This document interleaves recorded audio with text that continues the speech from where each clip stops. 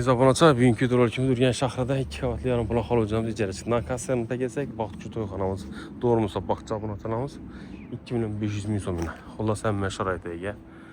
Kimga qiziq bo'lsa, kelib ko'ngli otadan ega alilari, mashina qo'ymoq ham 3-4 mashina bemalol sig'adina. Ajoyib joy, faizli, o'ta faizli joyimiz ekan. Faqat oila qo'yiladi ekan. Chaptamizda sanuzellarimiz bor ekan, rakoyna, endi kir mashin, bali, vonna, endi qaynamiz bor ekan, unitozlar ham. Çalınlı yaxşısından koyup oturuyor. Verimiz spanimiz ekan, spanimiz taze, siveti var, şişesi yok. Şunun için gözetip bölümümüz. Ama girer şeyimiz tane hol kısmında aşkanamız var ekan, acayip dok kontürünü katıyor. Ugaloklarımız yine ketçedim. İki tane haladın bütçesi alıp getiren. Televizyonlarımızdan bu.